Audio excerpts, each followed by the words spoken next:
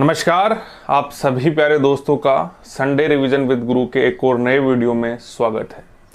दोस्तों, इससे पहले हमने राजस्थान के लोक नृत्यों में जाति और जनजातीय नृत्यों का रिवीजन कर लिया है। आज के इस वीडियो में हम आगे के जो नृत्य बच गए थे उनको आगे बढ़ाते हैं और आज हम जिन नृत्यों की बात करेंगे दोस्तों वो होंगे क्षेत्रीय नृत्य।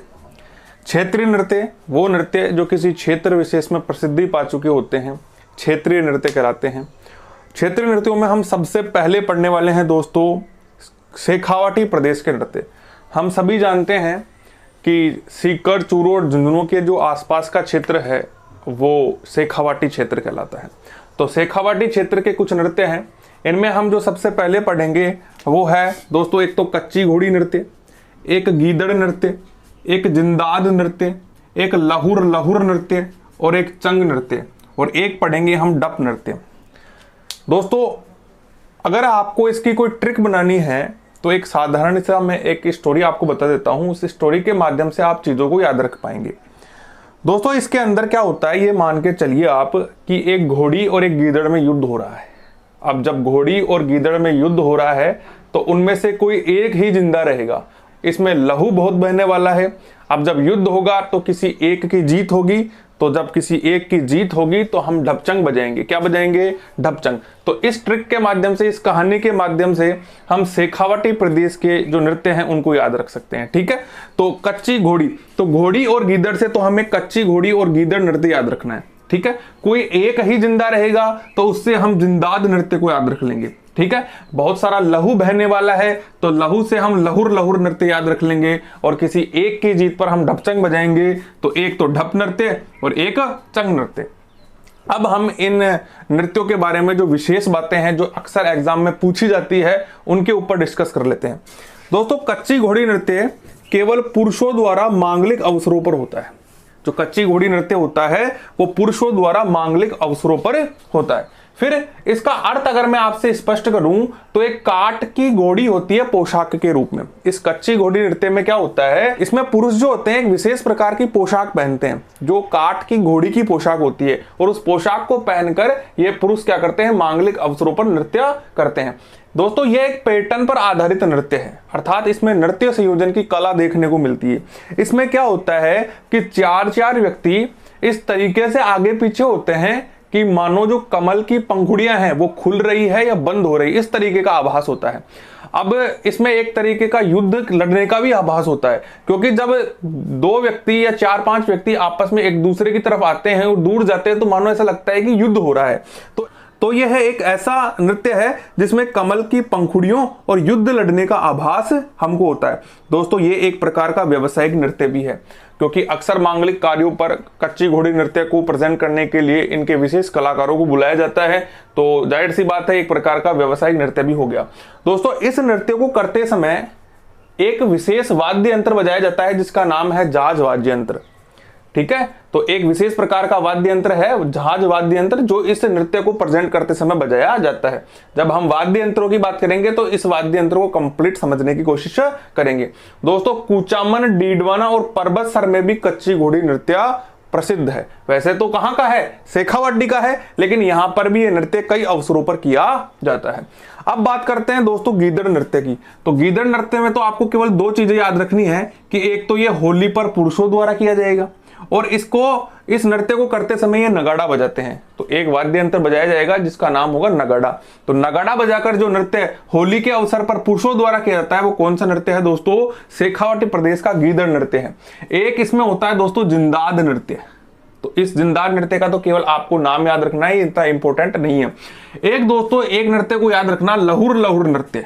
ये शेखावाटी प्रदेश का एक अश्लील नृत्य है।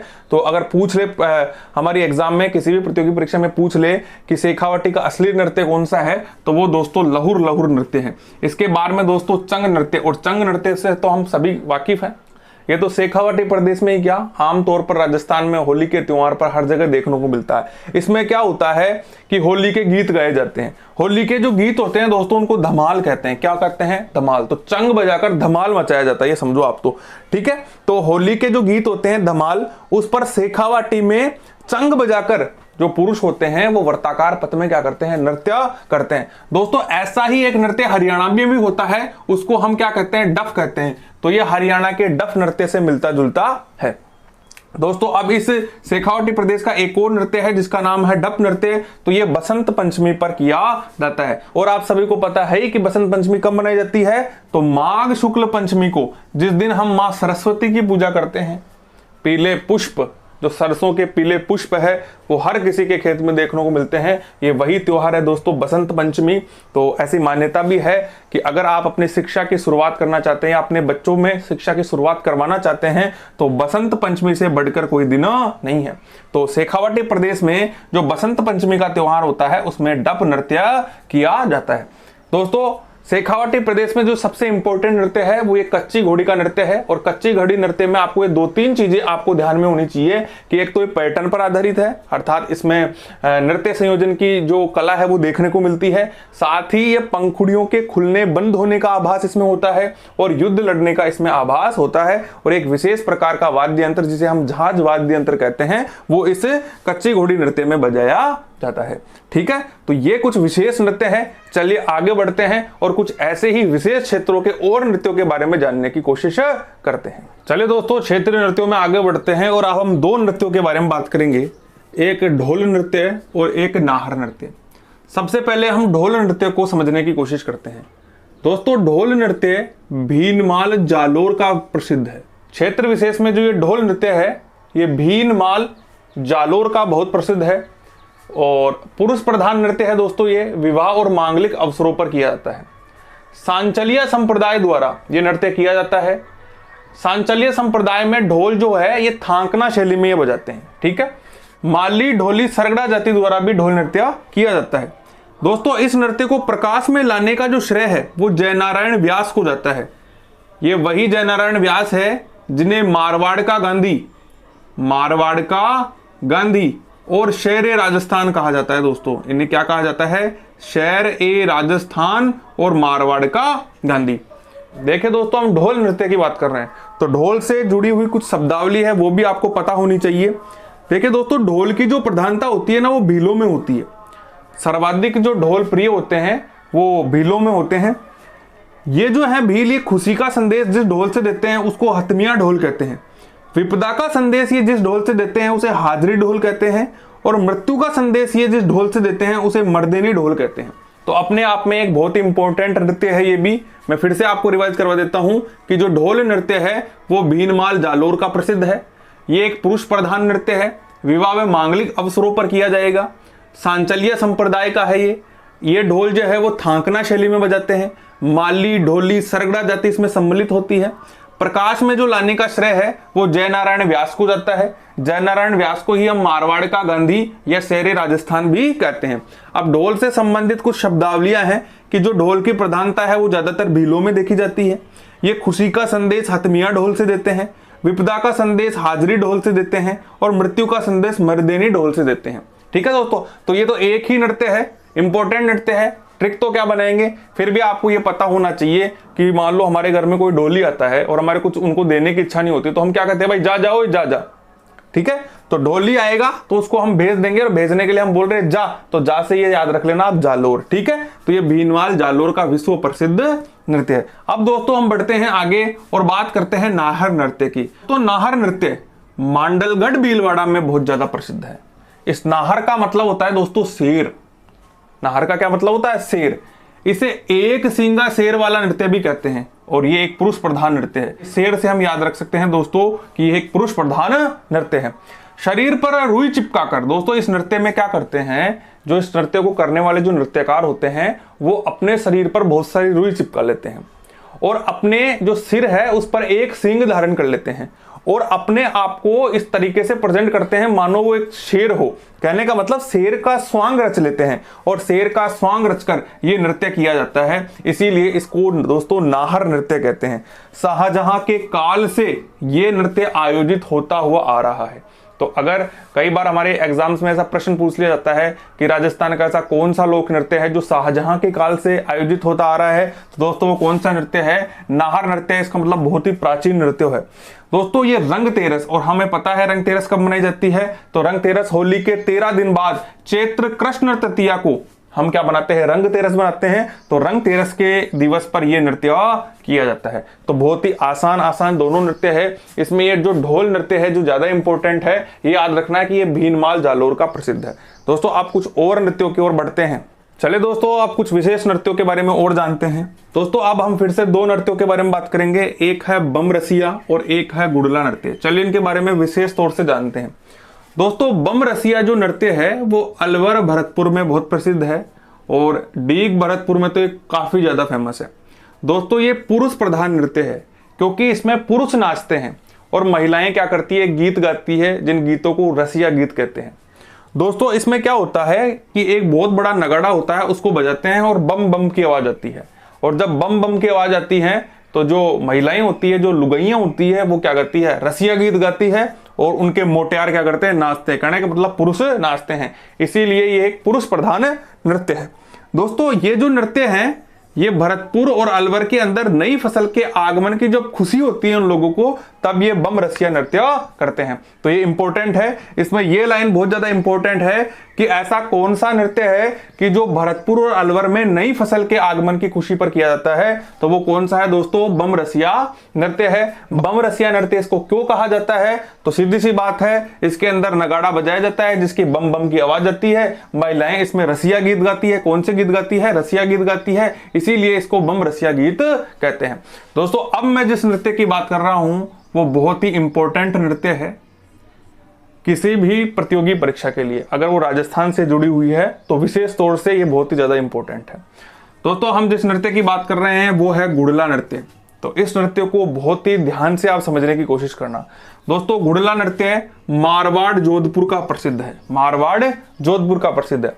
दोस्तों इस नृत्य को समझने से पहले मैं आपको एक कहानी की तरफ लेके चलता हूं। दोस्तों आज से बहुत समय पहले क्या हुआ कि हमारे जो मारवाड़ जोधपुर का राजा हुआ करता था, एक सातल देव। कौन सा दोस्तों? सातल देव। एक राजा हुआ करता था सातल देव, और एक अजमेर का शासक हुआ करता था दोस्तों मल्लू खां। कौन दोस्तों? मल्लू खां। और इस मल्लू खां का एक सेनापति था दोस्तों, कौन? उसका नाम था गुड़ले खां। गुड़ले खां। और दोस्तों इस मल्लू खां का जो सेनापति था उसका नाम था गुड़ले खां। तो ये क्या किया? इस गुड़ले खां ने क्या किया कि पीपाड़ गांव, मारवाड़ का एक पीपाड़ गांव है, उसमें कुछ कन्याएं क्या कर रही थी? महादेव की क्या कर रही थी? पूजा कर रही थी। तो उस गुड़ले खां ने वहां पर आक्रमण करके, इस मारवाड़ में आक्रमण करके उन कन्याओं का क्या कर लिया? अपहरण कर लिया। जब इस बात का सातल देव को पता चला तो भैया इसने क्या कर दिया? इस अजमेर पर क्या कर दिया? आक्रमण कर दिया। बस सातल देव अट्ठा कट्टा चौड़ा आदमी, एकदम प्रतापी शासक था। तो मल्लू खां साहब तो हो गए फरार। मल्लू खां साहब तो क्या हो गए? फरार हो गए। लेकिन इसने इस गुड़ले खां को यहां पर पराजित किया। गुड़ले खां और सातल देव के बीच में एक युद्ध हुआ जिसे हम कोषाणा का युद्ध कहते हैं दोस्तों। क्या कहते हैं? कोषाणा का युद्ध कहते हैं, क्योंकि ये कोषाणा युद्ध में लड़ा गया था। इस युद्ध में सातल देव ने क्या किया कि इस गुड़ले खां की क्या कर दी? हत्या कर दी। और इसकी जो खोपड़ी है, वो खोपड़ी जो है वो उसको काटकर इन कन्याओं को सौंप दी, जिनका इसने क्या किया था? अपहरण किया था। बस इसी खुशी में, इस सातल देव के विजय की खुशी में प्रतिवर्ष शीतलाष्टमी या गुड़लाष्टमी को मारवाड़ की जो महिलाएं हैं वो अपने सिर पर एक मटकी रखती है। उस मटकी के अंदर क्या करती है? वो एक दीपक जलाती है और उस मटकी में क्या कर देती है? छेद कर देती है, और उसको सिर पर रखकर घर घर घूमकर ये नृत्य करती है, जिसे हम गुड़ला नृत्य कहते हैं। तो मैं आशा करता हूं कि आप इस गुड़ला नृत्य की जो स्टोरी है इसको बहुत ही अच्छे से समझ गए होंगे। अब बढ़ते हैं दोस्तों इस नृत्य के बारे में। ये चैत्र महीने से शुरू होता है और गणगौर तक चलता है, और हम सभी को पता है कि गणगौर चैत्र शुक्ल तृतीया को आती है। दोस्तों सर्वाधिक ये जो नृत्य है ना, ये गुड़लाष्टमी, जिसको हम शीतलाष्टमी भी कहते हैं, और ये चैत्र कृष्ण अष्टमी को आती है। इस दिन ये सर्वाधिक होता है। दोस्तों इस नृत्य का जो संरक्षण है वो रूपायण संस्थान करती है। इसकी स्थापना 1960 में स्वर्गीय श्री कोमल कोठारी के द्वारा हुई थी और इसका जो मुख्यालय है वो बोरुदा जोधपुर में है। ये जो रूपायण संस्थान है ये बोरुदा जोधपुर में है। दोस्तों अब मारवाड़ जोधपुर से रिलेटेड कुछ विशेष नृत्य और हैं। इनमें एक तो डांडिया नृत्य है। डांडिया नृत्य होली पर पुरुषों द्वारा किया जाता है और एक दोस्तों झांझी नृत्य है। दोस्तों झांझी नृत्य महिलाओं के द्वारा होता है और यह नृत्य भी इस गुड्डा नृत्य की तरह ही एक छोटी मटकी में छिद्र करके किया जाता है। तो ये बहुत ही इंपॉर्टेंट नृत्य है गुड्डा नृत्य। इसको एक बार मैं फिर से रिवाइज करवा देता हूं कि दोस्तों इस गुड्डा नृत्य जो है ये मारवाड़ जोधपुर का प्रसिद्ध है। चैत्र महीने से शुरू होता है और गणगौर तक चलता है। सर्वाधिक गुडलाष्टमी या शीतलाष्टमी के दिन होता है।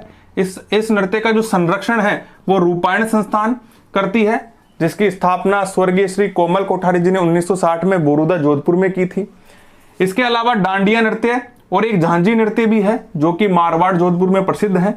ये डांडिया नृत्य होली पर होता है और झांझी नृत्य महिलाओं के द्वारा होता है, जिसमें क्या करती है छोटी मटकी में छिद्र करके ये नृत्य को क्या करती है प्रेजेंट करती है। चलिए दोस्तों आगे कुछ विशेष नृत्यों के बारे में और जानते हैं। चलिए दोस्तों इस नृत्य को बढ़ने से पहले एक बार बालाजी महाराज की जय बोलते हैं, क्योंकि अब मैं जो ये नृत्य बढ़ाने वाला हूं उसमें आपको बालाजी महाराज की जय बोलनी पड़ेगी। दोस्तों अब जिस नृत्य की बात करते हैं वो है लांगुरिया नृत्य। और दोस्तों यहाँ पर ये जो लांगुरिया है ये है हमारे बालाजी महाराज, इसीलिए मैंने इस नृत्य को बढ़ाने से पहले आप सभी से बालाजी महाराज की जय बुलवाई थी और बालाजी महाराज की जय बोल भी लेनी चाहिए, क्योंकि दोस्तों आपकी जो नैया है वो बालाजी महाराज ही पार लगाने वाले हैं। और देवता चित्त न धरई हनुमत सेव सर्व सुख करई। ठीक है, तो दोस्तों ये जो लांगुरिया नृत्य है ये करौली का विश्व प्रसिद्ध नृत्य है और दोस्तों ये नवरात्रि के अवसर पर किया जाने वाला नृत्य है। नवरात्रों पर आप सभी को पता है माता केला देवी का एक मेला भरता है जो कि चैत्र शुक्ल अष्टमी को भरता है। और यहाँ पर ये जो माता केला देवी है ये माता अंजना देवी का ही स्वरूप है, जो कि हमारे बालाजी महाराज की भी माता है।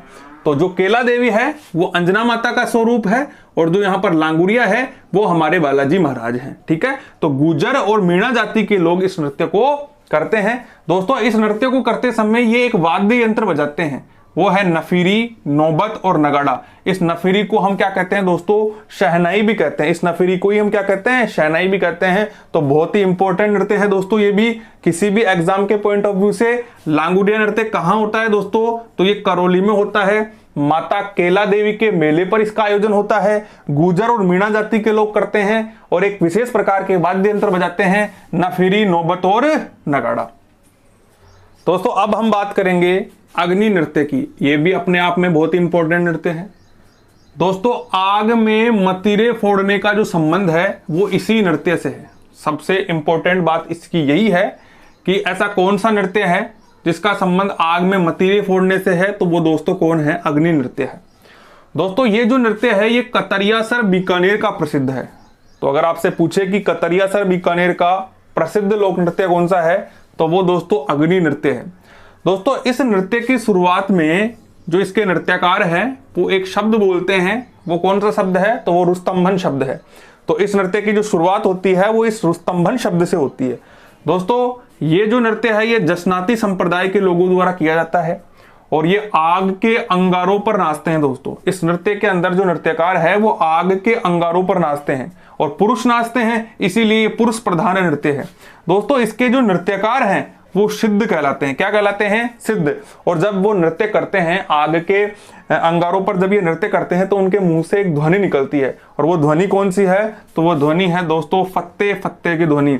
जब ये नृत्य करते हैं तो फत्ते फत्ते की ध्वनि करते हुए ये नृत्य करते हैं। तो दोस्तों अग्नि नृत्य को एक बार फिर से रिवाइज करवा देता हूं। कतरियासर बीकानेर का प्रसिद्ध है। नृत्य की जो शुरुआत है वो रुस्तंभन शब्द से होती है, जसनाती संप्रदाय द्वारा होता है, आग के अंगारों पर पुरुषों द्वारा किया जाता है, इसलिए पुरुष प्रधान नृत्य है।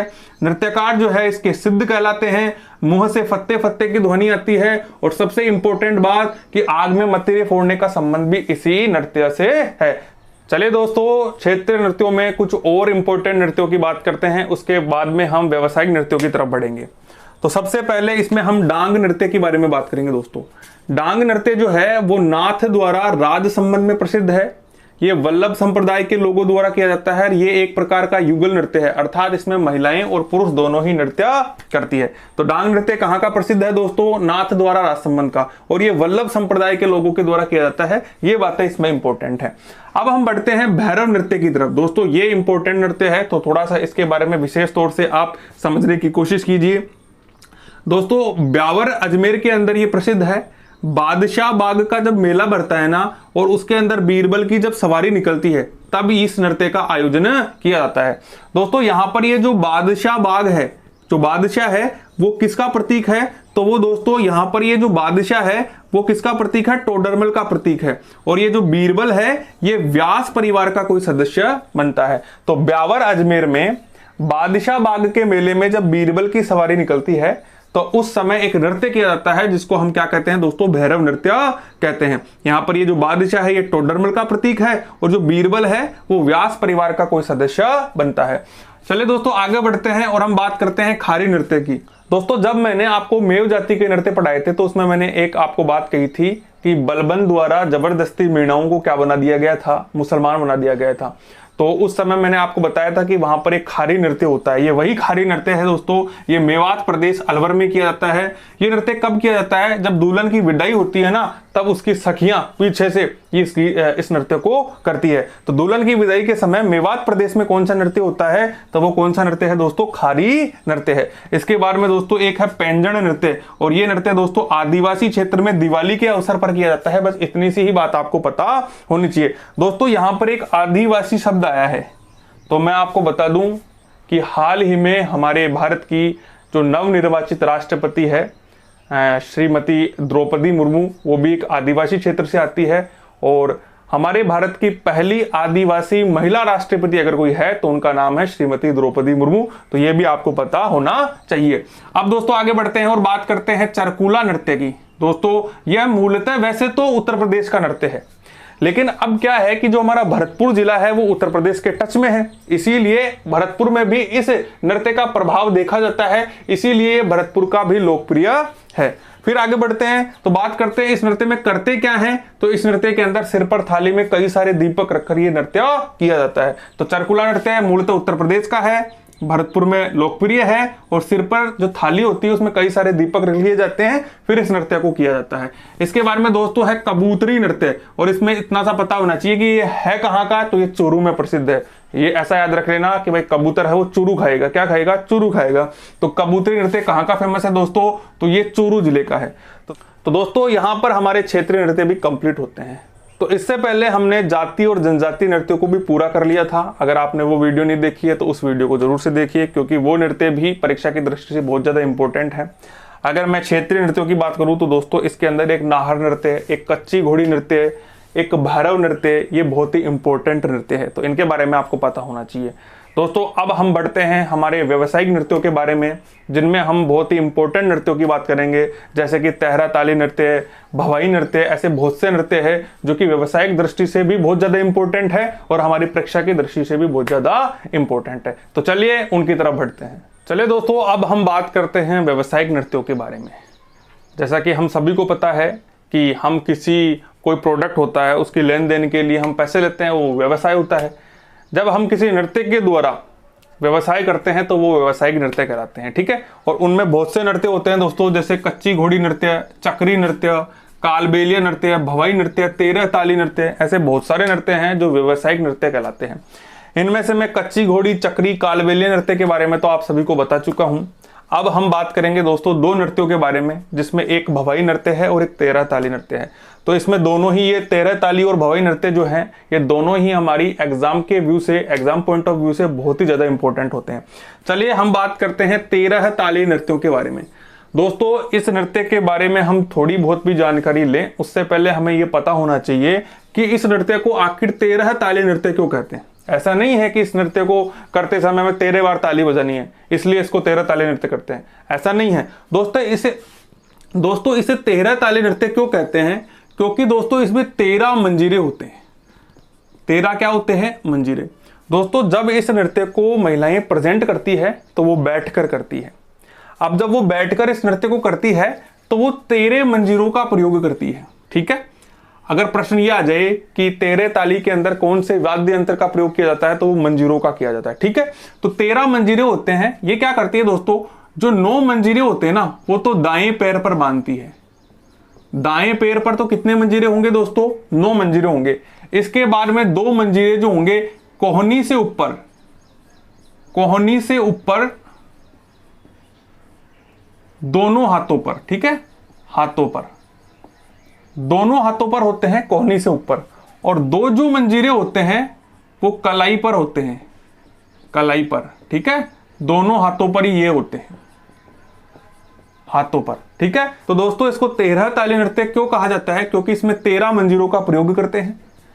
जो 9 मंजीरे होते हैं वो तो दाएं पैर पर होते हैं, 2 मंजीरे कोहनी से ऊपर हाथों पर होते हैं, और 2 मंजीरे कलाई पर हाथों पर होते हैं। इसीलिए इसको 13 ताली नृत्य कहते हैं। तो मैं आशा करता हूं आपको ये चीज समझ में आ गई होगी। चलिए दोस्तों आगे बढ़ते हैं। दोस्तों इस नृत्य को भक्ति नृत्य कहते हैं, क्योंकि कामड़ जाति की जो महिलाएं होती है ना, इसको रामदेव जी के मेले पर बैठकर करती है। अब रामदेव जी आप सभी को पता है रुणेचा धाम जैसलमेर में विराजते हैं। तो इस नृत्य का जो केंद्र है ना दोस्तों, वो कहाँ है, रुणेचा जैसलमेर में। जबकि पाली पादरला गांव इस नृत्य की क्या है दोस्तों, जन्मभूमि है। इस नृत्य की जो जन्मदाता है वो मांगी बाई है, और मांगी बाई इस नृत्य की प्रसिद्ध नृत्यांगना भी है। और दोस्तों इनके जो गुरु थे वो गोरमदास थे। मांगी बाई के जो गुरु थे उनका नाम क्या था, गोरमदास था। दोस्तों मांगी बाई के बारे में आपको 2 चीजें पता होनी चाहिए। एक तो 1954 में जब गाड़िया लुहार सम्मेलन हुआ था, उसके सामने मांगी बाई ने ही नेहरू जी के सामने इस नृत्य को, कौन सा नृत्य, 13 ताली नृत्य को प्रेजेंट किया था। और एक 1990 में क्या हुआ था कि राजस्थान संगीत नाट्य अकादमी ने इनको क्या किया था दोस्तों, सम्मानित किया था। तो ये 2 चीजें इनके बारे में आपको पता होनी चाहिए। दूसरा दोस्तों, अगर अन्य प्रसिद्ध नृत्यांगनाएं आपसे पूछ ली जाए तो उनमें एक तो नारायणी देवी और एक मोहिनी देवी, ये भी इनकी प्रसिद्ध नृत्यांगनाएं हैं। दोस्तों कई बार इन नृत्यांगनाओं का नाम देकर सीधे सीधे प्रश्न कर लिया जाता है कि नारायणी देवी का निम्न में से कौन से नृत्य से प्रत्यक्ष संबंध है, तो वहां पर हमें 13 ताली करना पड़ेगा। तो दोस्तों इसीलिए हमें कुछ विशेष, ज्यादा नहीं, कुछ विशेष नृत्यांगनाओं के बारे में भी पता होना चाहिए। तो ये था हमारा 13 ताली नृत्य, जो कि परीक्षा की दृष्टि से बहुत इंपॉर्टेंट है। मैं एक बार फिर से आपको रिवाइज करवा देता हूं। ये एक भक्ति नृत्य है, कामड़ जाति की महिलाएं रामदेव जी के मेले पर करती है। इसका जो केंद्र है वो रुणेचा जैसलमेर में है। राजस्थान का एकमात्र नृत्य है जो महिलाओं द्वारा होता है।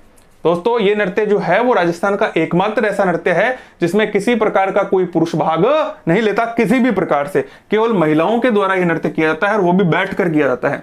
पाली पादरला गांव में इसकी जन्मभूमि है। जन्मदाता इसकी मांगी बाई है, जिनके गुरु गोरमदास थे। मांगी बाई के बारे में आपको 2 चीजें पता होनी चाहिए कि 1954 में जो गाड़िया लुहार सम्मेलन हुआ था, उसमें नेहरू जी के सामने मांगी बाई ने ही ये 13 ताली नृत्य किया था। और 1990 के अंदर राजस्थान संगीत नाट्य अकादमी जो है उनके द्वारा मांगी बाई सम्मानित भी हो चुकी है। ठीक है दोस्तों, इसके अलावा इनकी जो प्रसिद्ध नृत्यांगनाएं हैं वो नारायण देवी और मोहिनी देवी है। और 13 ताली नृत्य क्यों कहा जाता है ये मैं बता ही चुका हूं, क्योंकि इसमें 13 मंजीरों का प्रयोग किया जाता है। चलिए दोस्तों एक विशेष नृत्य की तरफ बढ़ते हैं, जिसका नाम है भवाई नृत्य।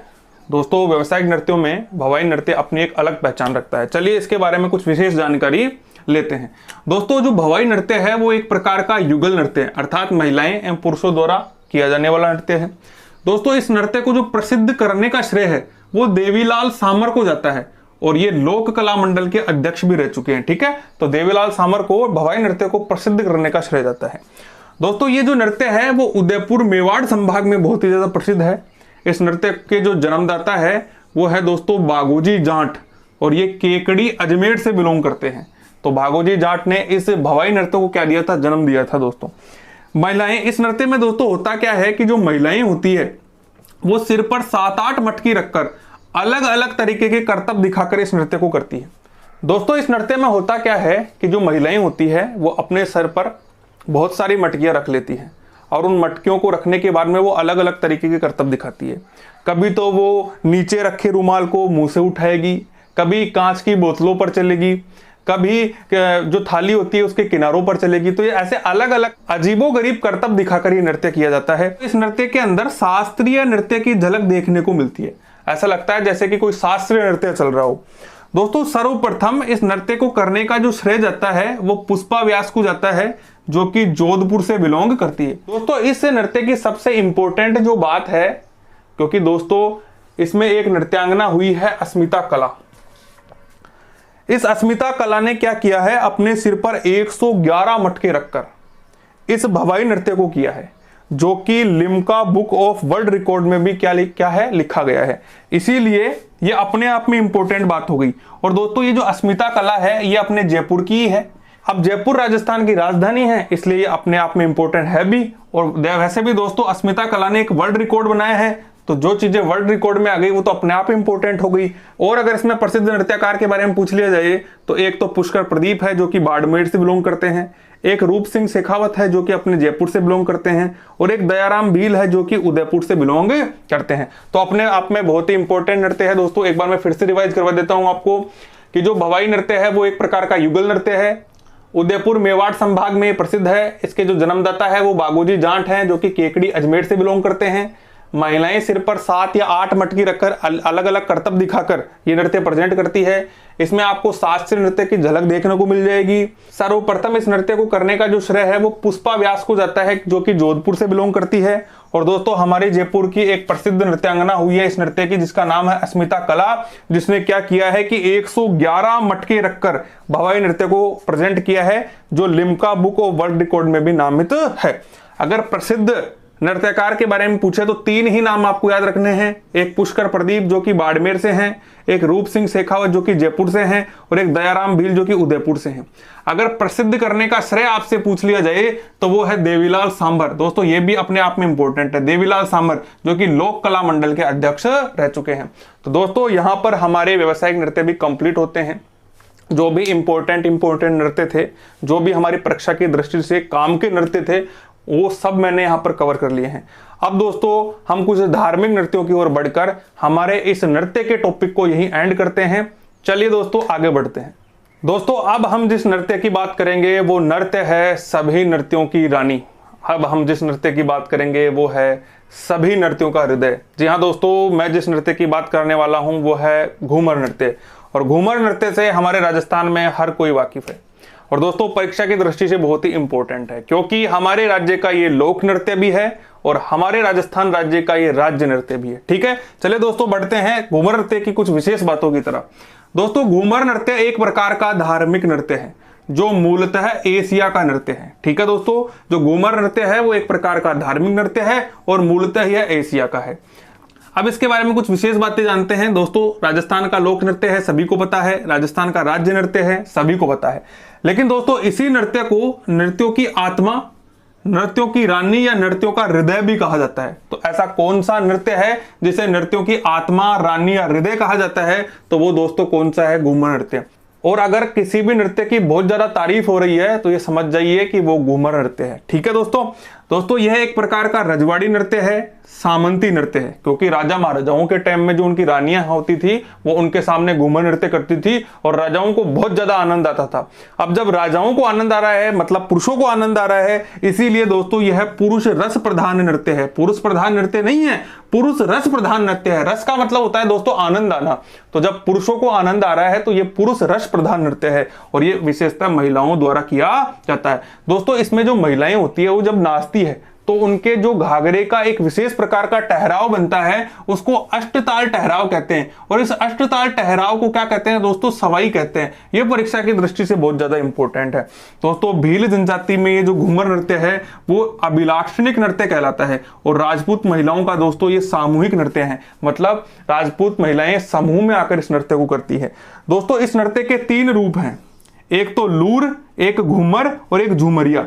झूमरिया नृत्य क्यों कहते हैं दोस्तों? क्योंकि इसमें छोटी कुंवारी कन्याएं भाग लेती है। जब घूमर नृत्य में छोटी कुंवारी कन्याएं भाग लेती है तो उस नृत्य को फिर हम क्या कह देते हैं? झूमरिया नृत्य कह देते हैं। तो अपने आप में बहुत ही ज्यादा इंपॉर्टेंट है। कौन सा नृत्य है? घूमर नृत्य, क्योंकि ये राजस्थान का लोक नृत्य है, क्योंकि ये राजस्थान का राज्य नृत्य है, क्योंकि दोस्तों ये राजस्थान के राज्यों की जो जितने भी नृत्य है उनकी आत्मा, रानी और हृदय है। सामंती नृत्य और रजवाड़ी नृत्य है, इसीलिए अपने आप में परीक्षा की दृष्टि से भी बहुत ज्यादा इंपॉर्टेंट है। तो आशा करूंगा कि इस नृत्य के बारे में आपको सारी की सारी चीजें बहुत अच्छे से समझ में आई होंगी। एक बार फिर से रिवाइज करते हैं। राजस्थान का लोक नृत्य है, राजस्थान का राज्य नृत्य है, राजस्थान में नृत्यों की आत्मा, रानी और हृदय है, रजवाड़ी नृत्य है, सामंती नृत्य है, महिलाओं द्वारा किया जाता है तो पुरुषों को आनंद आएगा, इसीलिए इसको रस प्रधान, पुरुष रस प्रधान नृत्य कहते हैं। 3 रूप होते हैं, लूर, घूमर और झुमरिया। झुमरिया नृत्य में छोटी कन्याएं भाग लेती है। भील जनजाति का यह अभिलाक्षणी नृत्य है। राजपूत महिलाओं का सामूहिक नृत्य है। इसमें एक घाघरे का अष्टताल ठहराव बनता है जिसको सवाई कहते हैं, और यह मूलतः एशिया का है। और हमारे घर में जितने भी धार्मिक अनुष्ठान होते हैं उनमें हम अक्सर घूमर नृत्य को प्रेजेंट करते हैं। इसीलिए दोस्तों ये एक प्रकार का धार्मिक नृत्य भी है। दोस्तों यहाँ पर हमारे धार्मिक नृत्य भी कंप्लीट होते हैं। अब दोस्तों हम कुछ ऐसे छोटे छोटे और नृत्य हैं जो अक्सर परीक्षा में पूछे गए हैं, उनके बारे में हम विशेष तौर से बात करते हैं। चले दोस्तों आगे बढ़ते हैं और हमारे इस नृत्य के टॉपिक को एंड करते हैं। एंड करने से पहले कुछ और नृत्यों के बारे में जान लीजिए जो अक्सर किसी ना किसी एग्जाम में पूछे गए हैं। ठीक है दोस्तों, इसीलिए मैंने इन चीजों का यहाँ पर संकलन किया है। वैसे तो मैं जितने भी इंपॉर्टेंट नृत्य थे उनके बारे में कंप्लीट बात कर चुका हूँ।